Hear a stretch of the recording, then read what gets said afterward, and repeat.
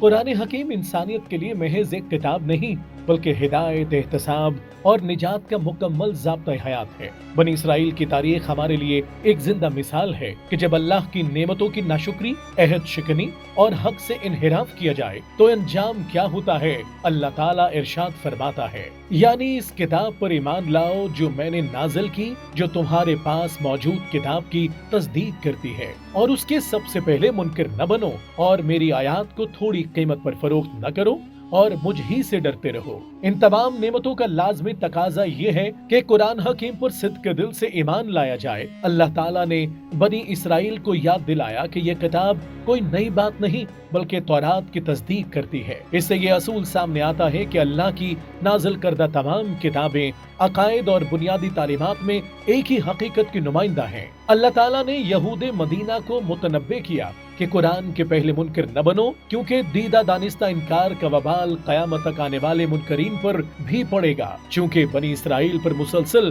کتابیں نازل ہوئیں، اس لیے ان کا انکار دوسری اقوام کے لیے بھی انکار کا راستہ ہموار کرے گا، جو شدید عذاب کا سبب بنے گا۔ اس آیت میں ایک اور سنگین جرم سے روکا گیا، اللہ کی آیات کو دنیاوی مفادات کے بدلے بیچ دینا۔ جب اہل علم حق کو چھپا کر یا بدل کر مال و دولت حاصل کریں تو وہ دراصل آیات الہی کو ثمن قلیل پر فروخت کر دیتے ہیں۔ دنیا کی ساری دولت بھی اللہ کے احکامات کے مقابلے میں حقیر ہے۔ اسی روش پر اللہ نے سخت وعید سنائی اور نبی کریم صلی اللہ علیہ وآلہ وسلم نے ایسے علم کو ہلاکت کا ذریعہ قرار دیا جو دنیا کے لیے حاصل کیا جائے۔ آخر میں اللہ تعالیٰ کا واضح حکم ہے، مجھ ہی سے ڈرو۔